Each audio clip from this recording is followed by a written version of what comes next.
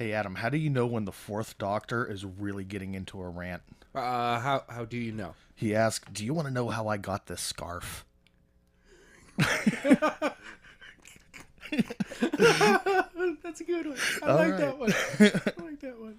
Planet of the pudding brains.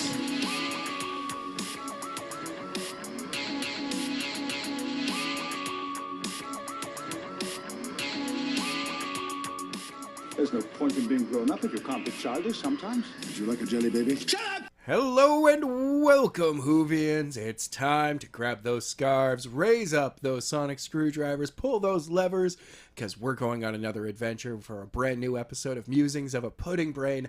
I'm Adam, And I'm Matt. and this week it's parts 3 and 4. 3 and 4. We're going back to January 11th, 1975 for part 3, Yes. which apparently upon its original airing was viewed by 10.1 million viewers. Wow. Yeah.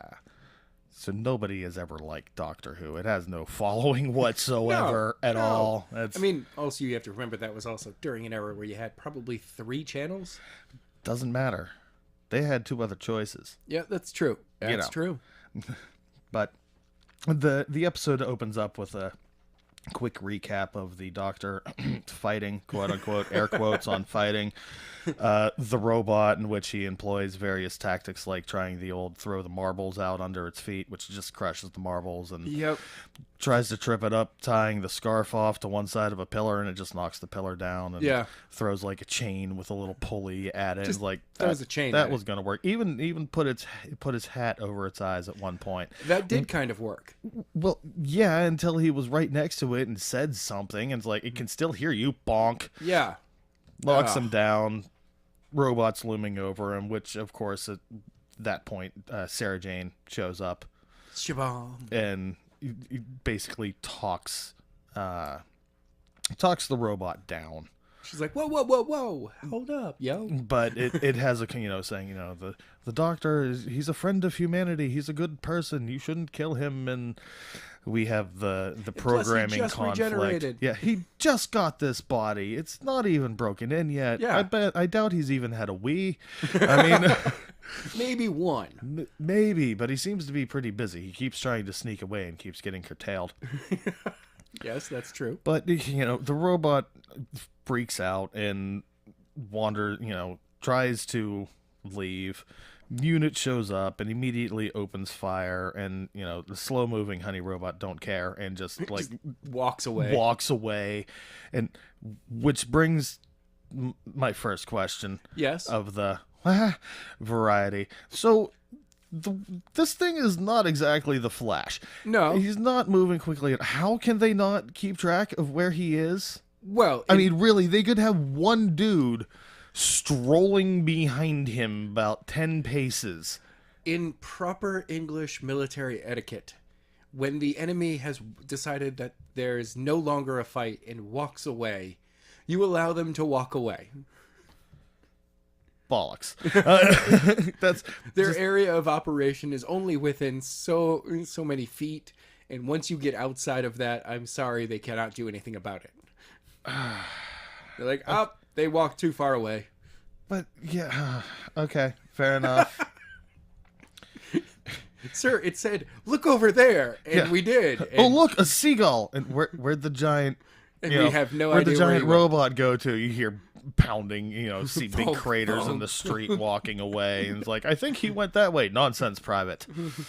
It's 4:00. Go get the Earl Grey, and yeah, It's time for tea, sir. it's time for tea.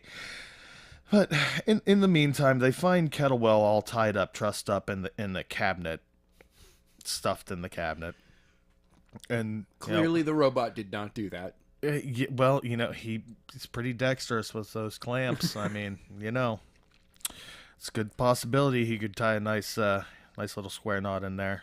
It's a good shot. But no, he blames Winters and Jellicoe for trussing him up and setting the robot loose and giving him the orders, which is just driving him mad because it can't take the programming error. It's, It also gives us a little aside exposition, as mad scientists are wont to do, about, it's kind of like his boy actually made it out of living metal. Again, air quotes on the living metal. Never really explains how or what that exactly entails, but only that it can grow like an organic creature. Okay. But that's about it. And coincidentally, while I did figured that out, I also got a metal virus that can break down metal to be easily recycled and whatnot. And again, the red sci-fi flags are flying everywhere, going, "Don't mess with viruses. I don't care what kind of virus it is. This is going to turn out badly. This is how War of the Worlds ends badly for the alien invaders because of viruses." Stop right there, and stop with the Frankenstein and the living metal. And stop it. Sounds a lot like nanotechnology. Before they it sounds had a the lot word like nanotechnology. biological warfare. Well, that too. Or technological warfare. Either way, I don't care. If the word virus is attached to something, this is a bad idea. Okay. This is just a bad idea. We have enough viruses to deal with as it is. In the meantime, Sarah has talked Kettlewell into infiltrating this Scientific National Reform Society. I forget the exact acronym for SRS? it. The SRS. I'm going to just refer to them as the Science Nazis from here on out. Oh, okay. Because they kind of are. They kind of are. And the Brigadier and the Doctor are off doing something else. They're not on the premises. I think they're trying to track down the robot or something of the likes. But the only military person who is there is Benton. And he's a bit of a pushover whenever Sarah just is like, "Yeah, no, we're going to go James Bond style. Kettlewell, grab your little membership thing and let's go. Let me in a back door and we'll go check this out." And Benton's like, no, I'm going to go tell the Brigadier and the Doctor. We'll see what they say. And I'm like, "Well, no, you know why? Because you have no power over us. We're not a part of UNIT. We're civilians. We're civilians. You're you coming can't along. tell us what to do." And again, like, how times have changed. I know. Try telling that to a military captain while you're on a military base these days. Like, "No, we're just gonna leave." Like, Homeland Security, I don't think so. I'm truly sorry, but not today. But I mean, even in England, where they're slightly more relaxed than we are, they'd still just be like, "Yeah, no, you're gonna leave when we let you leave. Sit down. Sit down." Sit. But they so Ben's a little bit of a pushover, and they just I think he may or may scamper not off. have a crush on Sarah Jane. Well, who wouldn't? I mean, really. She's a badass. And of course. they're on a military base, so at that point, and especially at that time, There's a lot of dudes. not a lot of ladies in uniform, at least that are going to be involved in a clandestine anti-alien invasion unit. Right. Maybe in the secretarial pool.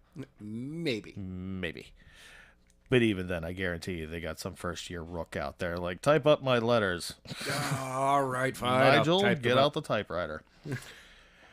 So they bugger off to this meeting, and Kettlewell goes in the front door, and is very, kind of stick in the butt stance, like nervous, like, "Oh yeah, whatever," and just eyeballing Jellicoe, who of course is running the reception desk, checking everybody in. Of course he is. And there's a little bit of "Oh, it's good to see you again, sir." And Kettlewell just like stank eyes him and walks you through the tied door. me up It's like, and threw me in a closet. yeah, it's like, you're a dick. You're a dick, and you're just gonna like let me wander in here. Okay. I don't understand you. And back at unit, the Doctor was knocked out Oh, because the robot had knocked him out, or whenever he hit his head. okay. So the Doctor just wakes up, and Ben and the Brigadier have a little filling in conversation, and we find out a whole bunch of things that we were questioning. First of all, the last random old man that the robot killed Yes. was actually basically guarding a bunch of missile codes. Oh, okay. That were given to him to protect by Russia, America, and China. Because the general idea was they have all these nuclear missile sites hidden everywhere, and the only way to ensure peace was for everybody to give a neutral party all of the codes and all of the fail safes and everything to guard, so that if anybody ever threatens anybody else, then everybody's secrets are out in the open, and it'd be a big fiasco. So, And random dude in an English town yes, was where they thought the best idea to put that was. yes. Well, you had to give it to somebody English because everybody else is foreigners. Okay. Quote from the doctor, kind of sarcastic, because the brigadier is going off as like, well, of course England is the only one who could possibly be entrusted with all of this, and the doctor kind of snidely, yeah, well, of course, because everybody else is foreigners. And the fact that the alien doctor is making a comment about, you know, it just, I don't know, A little burn on that one. a little bit of a burn there. But the downside is, and I don't know why they would give this, but the codes can set off every missile in the world. Why you would not just make it known that, listen, these are the fail-safe codes to turn. We give everybody the off button. Don't give everybody the on button. Yeah. Oh God, that's a dumb move. And Terrible move. Ben then fills them in that, oh yeah, Sarah went off with Kettlewell to check out this meeting, and the doctor immediately like, why did you let her go off with Kettlewell? Well, I don't really have any power over her, and she's a woman, sir. Right, but he's very, very distraught about the fact that they let her go off somewhere with the crazy little mad scientist. Well, you know, he's just a crazy old man. Yeah, apparently the doctor thinks differently. But meanwhile, Winters is leading basically a science Nazi rally, Okay. complete with weird green uniforms and Yeah. insignia, and basically delivers the, you know, we're tired of people not listening to us, so we're going to destroy the world and rebuild it in our image using technology and science and rational thinking. Rational thinking equals genocide, apparently. Yes, of course. And of course we have to give thanks to the one man whose diligent work and genius has let them come able to do this, and it's Kettlewell. Sarah Jane is meanwhile like tucked behind a couple of boxes on like a card table at the back of the room. Barely concealed. Like somebody just has to come in the back door and go, "Miss, what are you doing? Why are you lurking? What are you doing?" In the meantime, the doctor is trying to get in, and he's doing a basic clown routine of emptying everything in his pockets. And again, I have to ask, he just put this jacket on this morning. It was in the TARDIS. Why does he have, including a rubber chicken, a map of Skaro, a pilot's license from the Mars-Venus rocket run, a galactic passport? Do you travel much? An honorary membership of the Alpha Centauri Tennis Table Club. You know, they have 6 arms, you know, it's kind of hard to keep up with them. And as he's like dumping all of this crap out onto the table and talking to the guard who is coming towards him very menacingly, and he's backing up in the obnoxiously long scarf, I really can't tell if it was an accident or if he did it on purpose. It was kind of a Jack Sparrow moment, but of course he lurches back to pick something up, and the scarf trips the guard, who bumps his head and knocks himself out, and the doctor assures him he'd be okay, he'll just let himself in. In the meantime, they have brought out onto stage the robot. Oh, robot has shown up. And this is what's going to let them destroy the world, because, you know, one robot is really going to do that. Well, I mean, if it's a Dalek. And human construct. Oh, okay, Human. okay. We'll deal with human. And Daleks are mutants. That's the dicey argument right there. They're yeah, not really in a- robots. Had you said Cybermen, I'd have still argued android, That's still a but tough part, yeah. yeah. But either way, the robot immediately starts freaking out and just walks straight to Sarah Jane's hiding spot. Yes. And knocks over the boxes like, ta-da! And Hey, look at this. and then sees her. That sort of thing happens. And as that's going on, the doctor jumps up on stage to try and distract them, and has like a fake deck of cards. Is like, all right, I'm gonna do a little dance and do a little card trick. Anybody? I'm gonna need somebody's help from the audience. And he bends down to pick up his cards, and the guard who slipped on his scarf earlier dives over him and knocks himself out again. And the doctor's like, don't I know you from somewhere? And basically just says, yeah, no, I'm just here to distract and entertain you till my friend the Brigadier shows up. So anybody else want to? Okay, and they grab him. And like, enough. So he's captured, and Kettlewell basically spills his plan. So Kettlewell's been in charge this entire time. The entire time, So because why was he tied up and put in the closet? Unless that was part of his plan. that was part of his plan to try and to distract everybody from what was actually going on. But that sneaky journalist knew about his not so secret movement, apparently. Okay. Weird, but okay. It's another eye twitcher going, yeah, just let it roll. Yep. But apparently Kettlewell wants to clean up the planet and now has the means at his disposal to force people to listen to him. But he really doesn't want to kill anybody. Winters not so much. Winters is just like, oh no, we'll detonate the missiles. Yeah, we're going to if we genocide have the to. planet and restart. And the Doctor reminds him that, in the case of science and morality, the ends never justify the means. At which point, Unit busts in. There's a loud noise, and the Doctor acts like he gets shot and just like slumps over the table. And it honestly took me 2 watch-throughs to figure out, wait, what just happened? What was going? That wasn't even a gunshot. That was just a door getting kicked in. Like, really? Because he just up and just like slumps over. I'm like, okay, weird. He was selling it. Yeah, overselling it. But while he's selling that, he allows Sarah to basically be taken hostage again. Well, okay. Winters, Jellicoe, Kettlewell, Robot, and Jane all basically walk out of the place and escape. There's a couple of random shots from the unit soldiers at the robot, but again, it's like, dude, there's hostages downrange. Yeah. What are you doing? What are you doing? You're British. Stop being American for a second. Yeah. You've got to ensure the hostage safety. That's not cool. And they escape again. How they're not able to be tracked or followed or something. Again, I don't know. You would think this clandestine unit would have somebody stealth worthy. there are big footprints. Apparently not. Well, I mean, this time at least they did all get into a truck. Okay. And were kind of carted off, but I mean, no one still decided nobody to start can the just vehicle and follow. Yeah, there's nobody in a Hummer or a Deuce or something that can just follow because okay. I mean, we're not being discreet, so a Deuce would be fine. Yeah. Just Big it's old like slow what's the vehicle. big diesel transport behind us? Don't worry about it. They're obviously not following us. Just put your blinker on.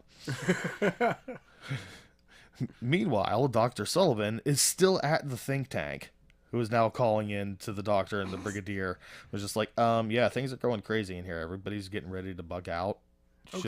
Should I stay here? Well, apparently they're all pulling out to, quote unquote, the bunker.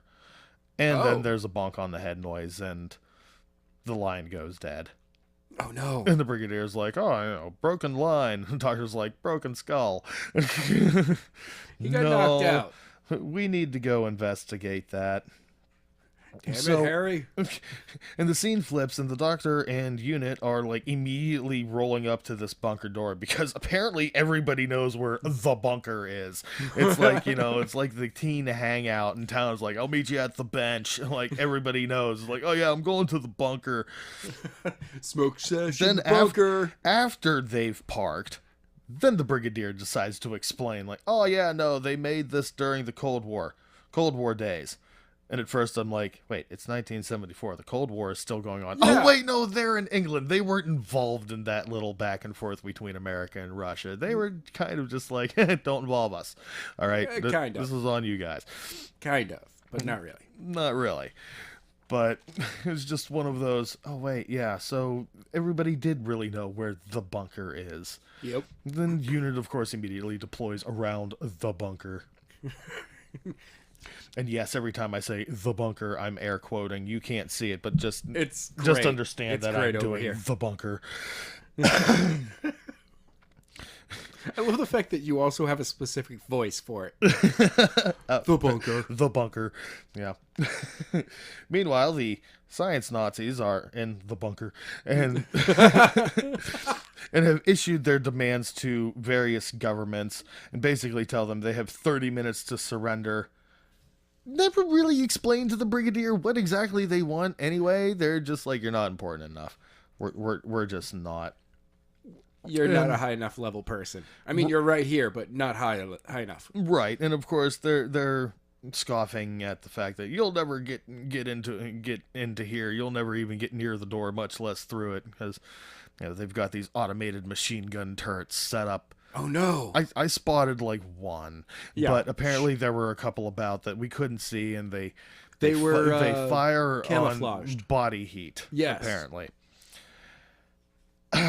Again, why we had to grenade these things on the orders of the brigadier, who finally is like, yeah, we should probably take those out, and orders the nest grenaded.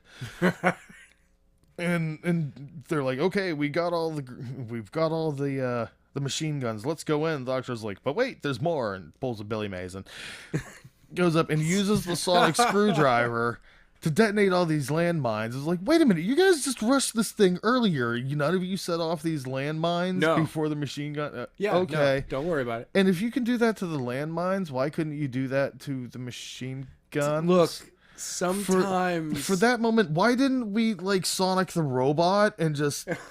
Like, Look, turn it off. Stop it. Reprogram that would it. have ruined the entire story. But, I mean, okay.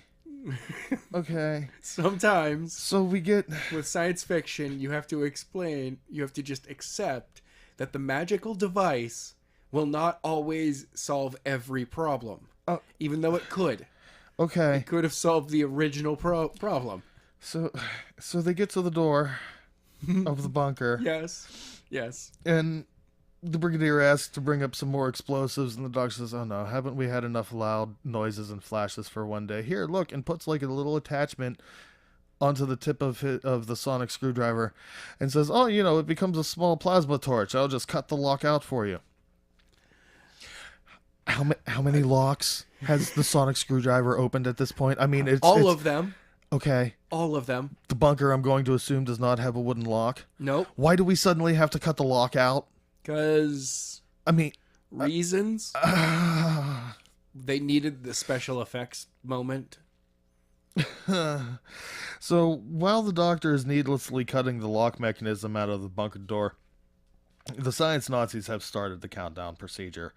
They've got, 300 seconds, so we've got like 2.5 minutes. They should have added 50 to it. And the Destructo gun has been issued to the robot and sent upstairs to deal with unit. Deal with them. Which, of course, the doctor is like halfway through cutting through this thing that he could have just unlocked. And the door opens anyway. And out comes the robot. There's the whole Monty Python run away kind of sequence where unit just scatters away from the door, except for one private dingbat who decides to open fire on the robot, who we've already established bullets have no effect on. So he gets zapped, and there should be a Sonic moment right here where the doctor gets up close, Sonic's it, and it just turns off. Or Sonic the gun. Or that too. Turn the gun off. Yeah. Either one. But the soldier gets zapped, and the brigadier's like, oh, don't worry, doctor, I've got something that can deal with it. And the doctor's like, I kind of doubt it. Nah, and up comes a really horrible 4-screen friggin' toy tank that if you look hard, I'm quite sure you can see the finger pushing the butt end of it on the camera. And the robot melts the tank. I think it used a lighter. But... because it didn't need a destructo beam, just a lighter at close range would have melted that thing. and of course announces, go now, or I will destroy you all. And that's the end of part 3. Oh no. So the robot is about to destroy all of unit. He's going to destroy everybody. Yeah, the robot will destroy your unit.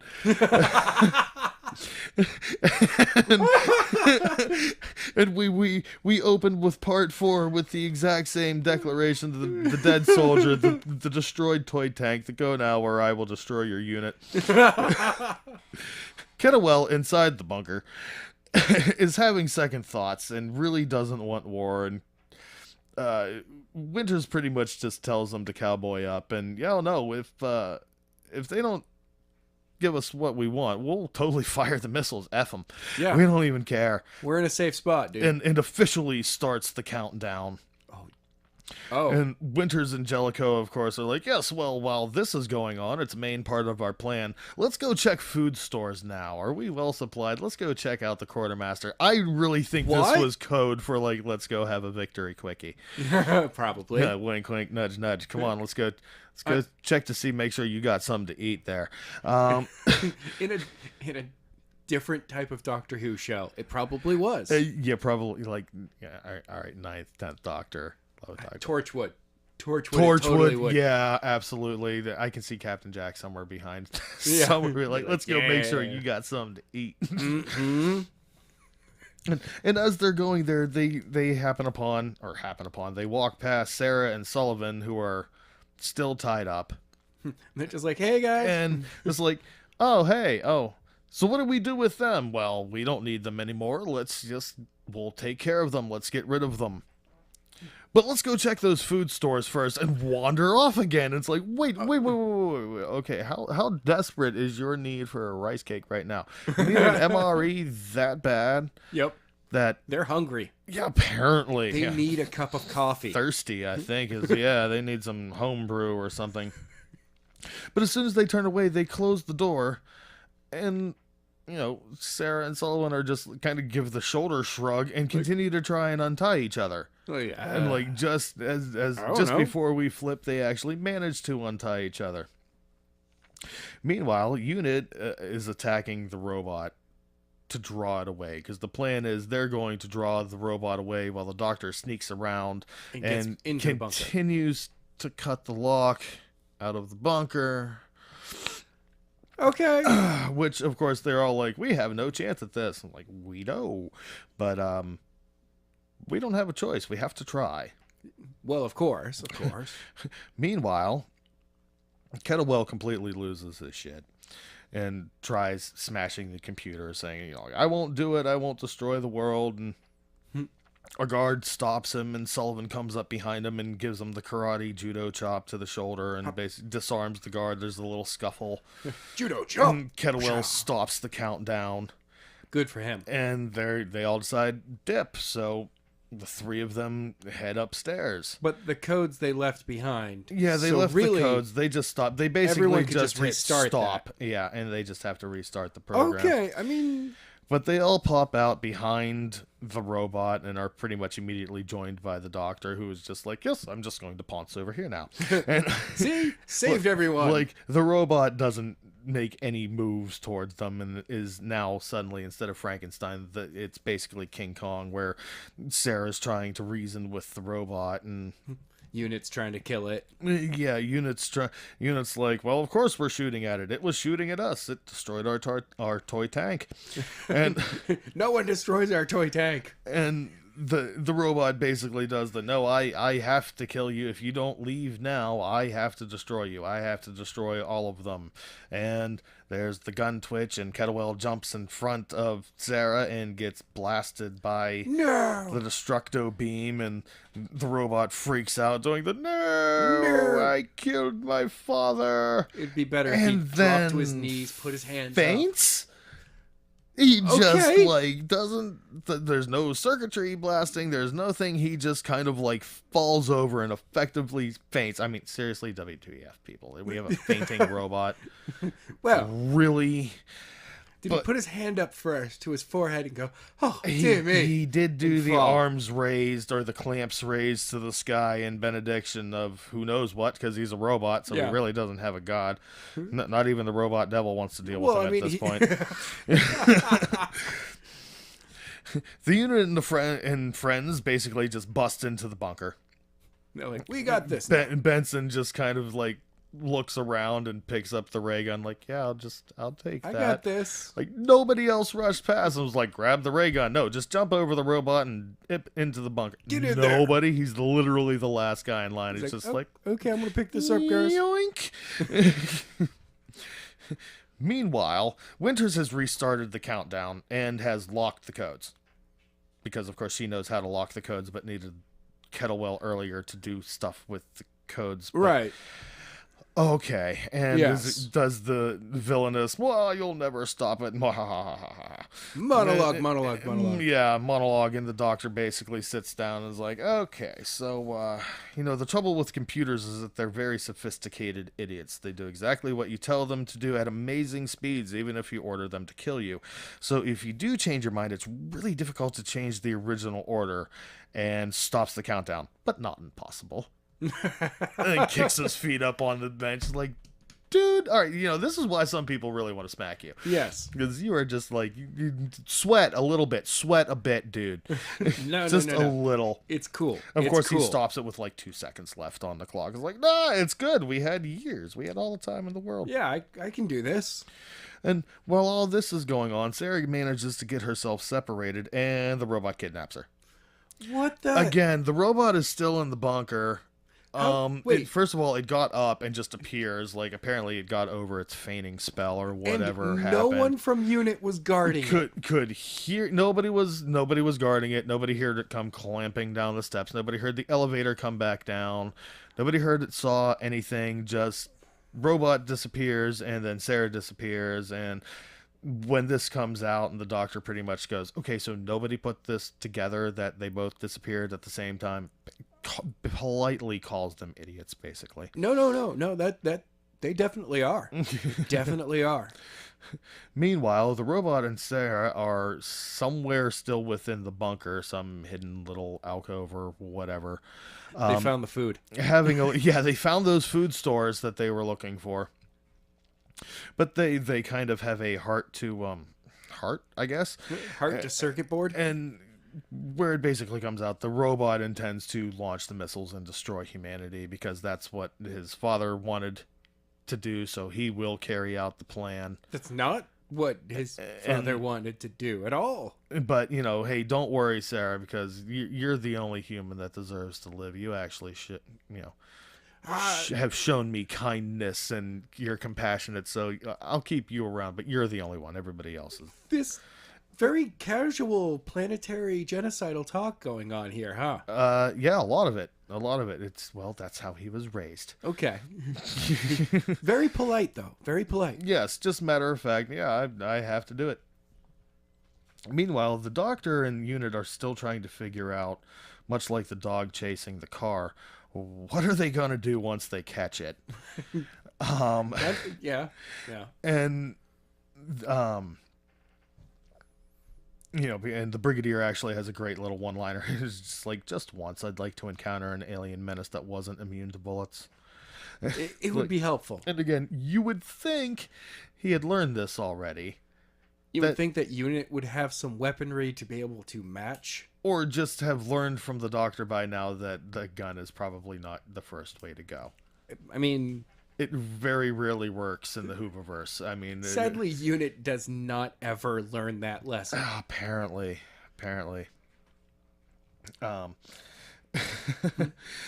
Meanwhile, Ben brings up just like, oh yeah, Kettlewell was talking about, being the robot being made of living metal, and he also made a metal virus, but it's probably just a stupid idea. And the doctor's like, no, you idiot, you just told us, like, bring this information up earlier. Okay, this is how we defeat it. Me and Sullivan, we're off to Kettlewell's to try and figure out if he made this virus or do what we can.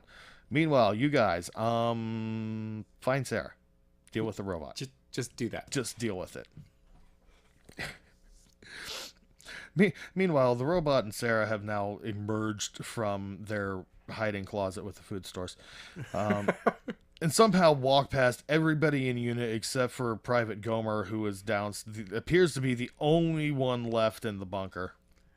Okay. And Sarah talks the robot down from giving him the clamps and says, he's not important, just let him go, and looks at the soldier like, run, just dummy, run. Don't worry about me, just get out of here. Get out of here. Go on now. Get. And yeah, go on now, get. The robot goes into the command room, immediately restarts the countdown, which, again, maybe not as dexterous with those clamps as we might have imagined. He had issues with some of the buttons and whatnot. I mean, they're I'm huge quite sure clamps. there's dents in the control panel. It's like a bear trying to play a piano. Right, and I mean, he's declares trying. that He's trying. Don't judge him, okay? I'm not judging. He's trying to blow up the world. He's gotten Okay. farther than a lot of people have. But and we get another villainous monologue. He's going to destroy the world and build more machines because machines don't lie. And I beg to differ. I've played enough video games. Machines Yeah, I know. lie. They cheat too. Oh, absolutely. The game's cheating again. The Doctor and Sullivan are back at Kettlewells, manically trying to mix together this virus, which, again, there's like no protective gear being employed. They're dealing with No. a biological hazard and And it supposedly is able to eat metal. eat metal, yes, but their watches seem to be fine. Yeah. But they need time. So, warn the superpowers to enact the failsafe procedures because the threat isn't done. And of course, like moments later, the countdown stops. The robot freaks out, and Jane's like, Sarah Jane's like, I told you they would do this. And okay, have why did we fail-safes. not enact this failsafe earlier? Why was the big don't- scramble for the Doctor to hack the friggin' system instead of them just like pulling the plug and I have no sending idea. meh. The Doctor should have been the last line. Literally. But this is like a simple like, oh yeah, by the way, flick. Nope, we're good. Just turn it off. Just turn it all off. So the Doctor drags Sarah out of the bunker. The Doctor finishes the virus. He and Sullivan have a little off-screen high five. Woohoo! And the unit confronts the robot. The Brigadier, deciding, hey, an unused weapon is a useless weapon, hits the robot with a ray gun. And Power Rangers it. It grows to monstrous size. It actually becomes King Kong. Yes, and it becomes a robotic King Kong, complete with grabbing up Sarah, and we're not going to mention the doll in the hand of the robot, look. or the squished soldier who you can see through the other side Oh, of yeah. the foot. Don't just look. 1975, 1975, It really was 1975. Two different scenes filmed and laid over each other, okay? Very obviously. Yes. And the robot puts the Sarah doll on top of a rooftop and then turns around and marches off after saying, like, look how I destroy the enemies of humanity. And it's like, wait, no, you're just destroying humanity. And goes off to Yes, we to understand fight that unit humanity and- will be killing humanity, but killing humanity to stop humanity from killing humanity isn't the answer. Yeah, and there's an unbelievably cheesy little fight scene between Unit and the giant robot where a lot of Ken dolls got thrown around. and I think the actor had fun stomping little mini cars on the set, and it was as Godzilla as you possibly could get without actually being Godzilla.